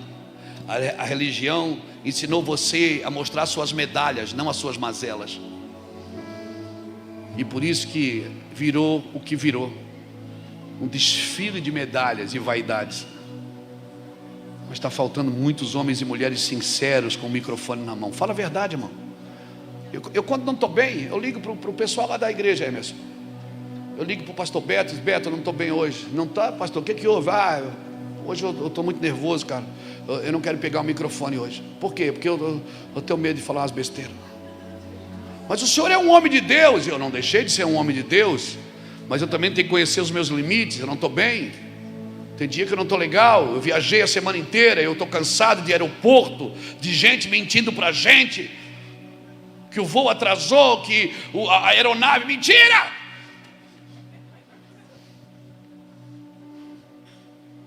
E aí você não suporta tanta coisa. Dormindo fora da sua cama, não é o seu travesseiro. Dormindo com o Charles, quando você podia dormir com a Iraci, com o Cris. Esse cara ronco pra caramba. Tem dia que você não está legal, mano. E não estou legal, não vou enfeitar. A paz.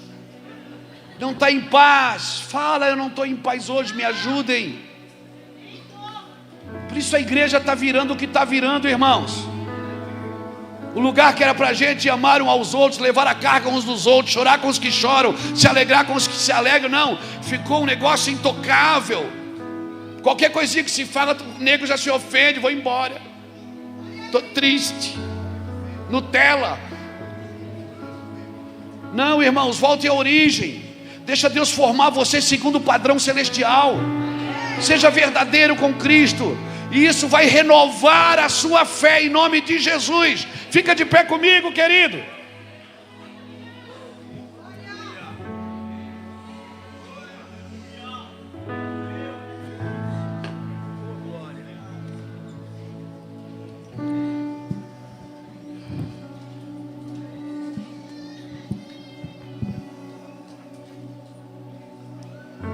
Já estive em outros lugares,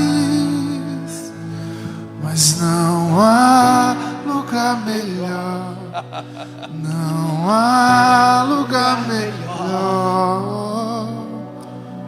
Já estive em outros lugares, mas não há lugar melhor. Não há lugar melhor aqui,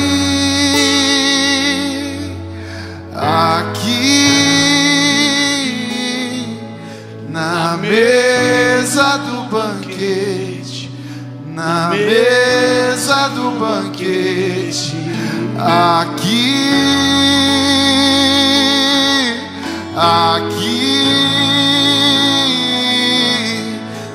mesa do banquete, na mesa do banquete. Sabe o que eu amo nessa casa? Sabe o que eu amo aqui, Emerson? A inocência. O que eu amo nessa casa é a sua inocência. É verdade. A inocência de você, a sua inocência da Cátia. Irmãos, as intenções aqui são muito boas. O cara que está construindo uma igreja, está partindo do zero, uma reforma sobrenatural. Nós vamos dar uns glória lá dentro. Vai caber muitas pessoas. E ele deixa para falar da igreja depois da oferta. Se é eu, meu irmão, primeiro eu ia mostrar o vídeo. Sabe o que me encanta na obra de Deus? É a inocência. Sabe, a intenção, ela fala muito. O teor das nossas conversas revela a fascinação do nosso coração, irmãos.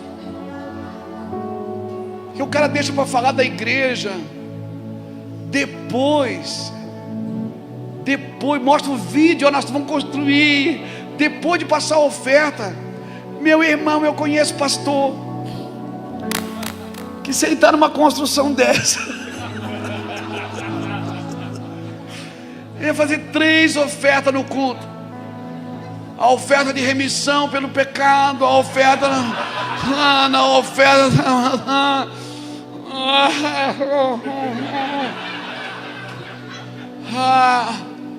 Calma, Hermínio, calma.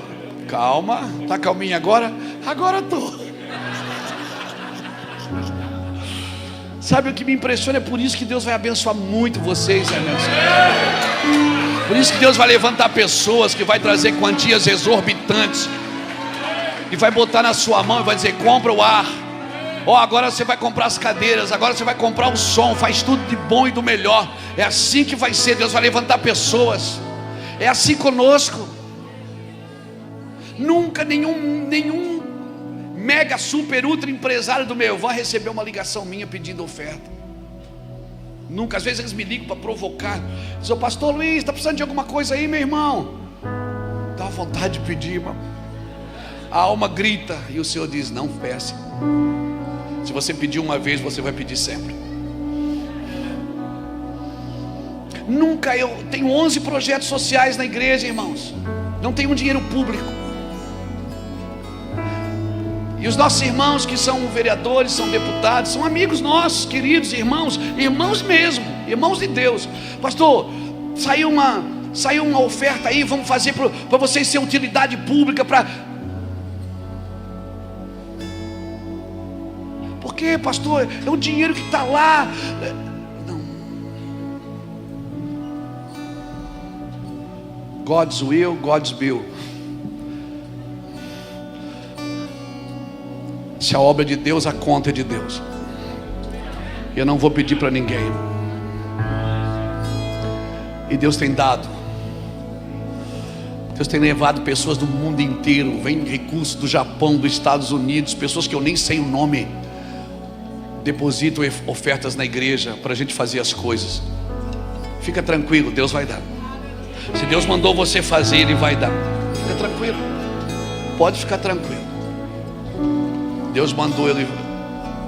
Deus mandou, Ele vai dar. Na sua empresa, fica tranquilo, não faça negócios ilícitos, Deus vai dar. Deus honra a verdade. Viva na origem, na ideia original de todas as coisas, e Deus vai te honrar, vai te abençoar. Deus vai abençoar vocês aqui, vai levantar pessoas com quantias exorbitantes, vai vir na sua frente, vai dizer: ó, Deus mandou eu dar, Deus mandou eu fazer, Deus mandou eu dar. É assim que nós vivemos lá no Mevan, irmãos. Mevan tem 23 anos. Eu vivo assim há 23 anos, sem oferta fixa de lugar nenhum, sem renda fixa de lugar nenhum. Por quê? Porque eu fiz uma escolha. Mamão vai ter que pedir esmola para mim, porque eu tenho legalidade para falar de assuntos que, se eu não tivesse vivendo assim, eu não teria. E eu prefiro ter a legalidade do que o dinheiro, porque a legalidade atrai o recurso, mas o dinheiro pode me fazer perder a legalidade. Eu não sou Balaão, eu não vou profetizar por dinheiro. Você está aqui hoje e você está na conferência Origem, e nós vamos terminar, que já é quase 11 horas. Quero orar por você. Eu não vou te chamar para frente, porque você já está na frente, né? Eu quero pedir que você ponha a mão no seu coração e faça um voto com Deus hoje. Senhor, me leva para um lugar, para uma ideia original. Me leva para um lugar de ideia original. Fala comigo no meu coração, passa o prumo na minha vida e vê se há em mim algum caminho mau. Vê se há em mim alguma intenção ruim. Vê se há em mim alguma mazela, algum mal, alguma coisa que, Senhor Deus, não está de acordo com aquilo que o Senhor deseja para mim. Derrama a tua glória, derrama a tua graça, derrama o teu poder sobre essa congregação, Pai. Nós oramos para que teu nome seja glorificado na vida de cada um que está aqui. Nós abençoamos esta casa, abençoamos a vida de Emerson e Cátia e toda a sua equipe, em nome do Senhor Jesus. Abençoamos seu filho, abençoamos seu ministério, abençoamos seus recursos, abençoamos, Senhor, essa igreja, esse ministério. Senhor Deus, eu quero declarar que eles vão, Senhor Deus, com força, eles vão fazer coisas fortes aqui na Penha, Deus, que vai abalar o estado de São Paulo, não só a cidade, mas o estado. Nós queremos declarar isso em nome de Jesus. Amém. Dê um aplauso ao Senhor, querido.